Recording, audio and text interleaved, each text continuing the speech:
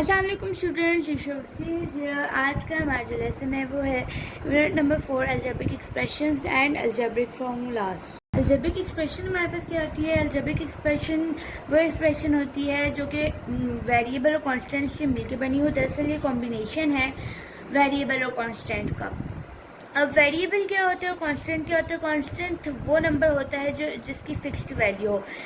For example जैसे अगर हमारे पास 2 है, 11 है, वो मतलब 1 से 0 से लेकर शुरू होते हैं, उनको सारे कांस्टेंट ही कहते हैं क्योंकि उनकी वैल्यू फिक्स रहती हैं। जैसे अगर यहाँ 5 है तो यहाँ 5 ही रहेगा, इसकी फिक्स वैल्यू है। यहाँ 6 नहीं हो जाएगा, ना कि कोई और डिजिट हो जाएगा, कोई और वैल्यू हो जाएगी, तो उसे दरअसल क्या कहते हैं? कांस्टेंट कहते हैं। आप लोग ये याद रख लें कि अलजेब्रिक एक्सप्रेशन में जो सिंपल नंबर होता है उसे हम कांस्टेंट कहते हैं। अब वेरिएबल क्या होता है? वेरिएबल वो होता है जिसकी हमारे पास वैल्यू अभी तक ना पता हो। जैसे वो अक्सर हमारे पास एक्स और वाई की फॉर्म में होता है। आप लोग इतनी सी बात याद रख लें कि जो हमारे पास अलजेब्रिक एक्सप्रेशन में एक्स या वाई की फॉर्म में होगा उसे हम क्या कहेंगे? वेरिएबल कहेंगे।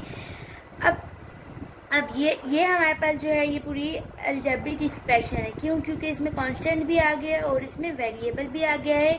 एक और मैं आप लोगों को कोएफिशिएंट के बारे में बताती चलूँ कि जो भी नंबर वेरिएबल को मल्टीप्लाई कर रहा होगा उसे हम कोएफिशिएंट कहते हैं। और आप लोग सिंपल बात ये याद रखने कि वेरिएबल के साथ जो भी नंबर मल्टीप्लाई हो रहा होगा उसी के हम लोग कहेंगे कोएफिशिएंट। जैसे यहाँ ये जो 5 है ये क्या है? ये कोएफिशिएंट है। और यहाँ ये जो x है ये क्या है? ये वेरिएबल है। आई होप कि ये बात आप लोगों को समझ आ गई होगी।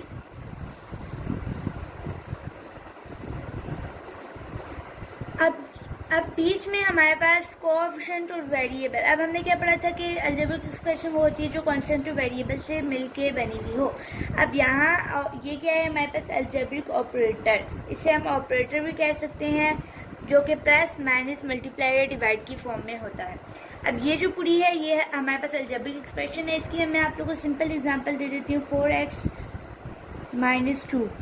अब यहाँ हमारे पास ये 4 जो है ये कोएफिशिएंट है, ये x हमारे पास वेरिएबल है, ये हमारे पास ऑपरेटर है और इसको हम कांस्टेंट कहेंगे। ठीक है।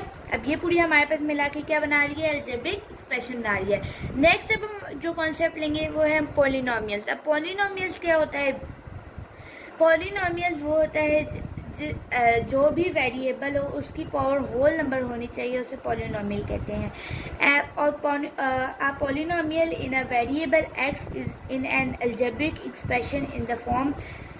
यहाँ सिंपली मैं बता दूं कि क्या कह रहे हैं। यहाँ कह रहे हैं कि पॉलिनोमियल में हमेशा वेरिएबल की जो पावर होती है वो होल नंबर में होती है। होल नंबर 0 से शुरू होते हैं। आप लोग बस ये बात याद रख लें। जैसे ये जो है 4x - 2, अब ये क्या है? ये पॉलिनोमियल है। क्यों? क्योंकि x की पावर 1 है, जिसकी कोई पावर नहीं होती उसकी 1 होती है, तो x क्या है? हमारे पास वेरिएबल है। तो जिस वेरिएबल की पावर होल नंबर होगी वो पूरी क्या कहलाएगी? वो पूरी पॉलिनोमियल कहलाएगी। अब क्वेश्चन नंबर 1 की तरफ मूव करते हैं। अब क्वेश्चन नंबर 1 में जैसे हम क्या कह रहे हैं कि identify whether the following algebraic expressions are polynomials, yes और नो। अब यहाँ हमें बताना है कि क्या सारी जो अलजेब्रिक एक्सप्रेशन हमें हमारे पास गिवन है पॉलिनोमियल हैं या नहीं है। अब फर्स्ट पार्ट को देखते हैं हम लोग, 3x² + 1 / x - 5। अब हम लोग पहले पॉलिनोमियल है या नहीं है, तो ये पॉलिनोमियल नहीं है। क्यों? मैं ये भी आप लोगों को बता देती हूँ, ये मैं नीचे आप लोगों को बता रही हूँ कि पॉलिनोमियल क्यों नहीं है। अगर हमने अभी यहाँ सॉल्व नहीं करना है, लेकिन मैं आप लोगों को समझाने के लिए नीचे सॉल्व कर रही हूँ।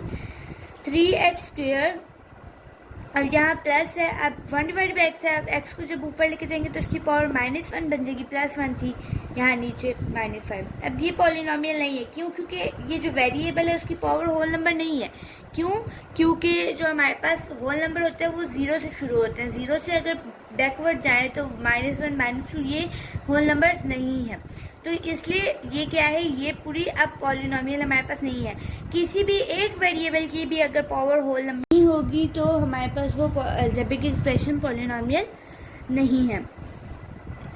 अब यहाँ आई होप कि पार्ट नंबर 1 आप लोगों को समझ आ गया होगा कि ये पॉलिनोमियल क्यों नहीं है। नेक्स्ट सेकंड पार्ट की तरफ मैं मूव कर रही हूँ। 3x³ - 4x² - x + 3। अब यहाँ हम लोग ने क्या करना है? यहाँ पॉलिनोमियल ये नहीं है। अब ये भी मैं आप लोगों को बता देती हूँ क्यों नहीं है। यहाँ 3x³ यहाँ ये है, ये जो है वेरिएबल, इसकी पावर होल नंबर है। यहाँ -4x² इसकी भी होल नंबर है, -x.x1 डिवाइडेड बाई 2 और +3। अब यहाँ मैं आप लोगों को बता देती हूँ यहाँ मैंने क्या किया है। अब अंडर रूट को 1 डिवाइडेड बाई 2 में चेंज कर लिया है और x एज इट इज़ मैंने दिया। अब ये जो x की पावर है, ये जो वेरिएबल इसकी तो 1 है ना, तो ये तो है, लेकिन यहाँ जो है इसकी वेरिएबल की पावर 1 डिवाइड बाई 2 है, तो ये होल नंबर नहीं है, तो इसलिए ये क्या है, ये पॉलिनोमियल नहीं है। आई होप कि ये बात आप लोग को समझ आ गई होगी। थर्ड पार्ट की तरफ मूव कर रही हूँ। x² - 3x + √2। अब ये पॉलिनोमियल है। अब आप लोगों ने √2 को देख के कंफ्यूज नहीं होना। क्यों? क्योंकि ये वेरिएबल नहीं है। मैंने क्या कहा था, वेरिएबल की पावर क्या होनी चाहिए, होल नंबर होनी चाहिए। अगर हम लोग यहाँ देखें तो ये वेरिएबल है और ये वेरिएबल है, इसकी भी पावर होल नंबर है, इसकी भी पावर होल नंबर है। आई होप कि ये बात भी आप लोग को समझ आ गई होगी। अब नेक्स्ट स्टेप की तरफ हम लोग, नेक्स्ट पार्ट की तरफ हम लोग मूव करते हैं। ये पॉलिनोमियल नहीं है। क्यों? क्योंकि ये रैशनल एक्सप्रेशन की फॉर्म में लिखी गई है और हमसे पूछा गया कि पॉलिनोमियल है या नहीं है। रैशनल एक्सप्रेशन अलग से एक्सप्रेशन होती है। अभी हम लोग अलजेब्रिक एक्सप्रेशन के बारे में पूछ रहे हैं कि वो पॉलिनोमियल है या नहीं है, तो इसलिए ये यहाँ साफ साफ पता चल रहा है कि ये नहीं है, क्योंकि ये रैशनल एक्सप्रेशन है। और ये एक पॉलिनोमियल अलग से है और ये एक पॉलिनोमियल अलग से है, ये भी एक पॉलिनोमियल अलग से है। लेकिन हम लोग पूरी इसकी बात करें तो पूरा तो ये रैशनल एक्सप्रेशन, तो उसका फिर कोई पॉलिनोमियल से फिर ताल्लुक नहीं होगा, इसलिए ये क्या है, ये पॉलिनोमियल नहीं है। आई होप कि क्वेश्चन नंबर 1 आपको समझ आ गया होगा। सो कल के लेसन में अब हम लोग क्वेश्चन नंबर 2 करेंगे। सो आज के लिए इतना ही। Thank you. अल्लाह हाफिज़।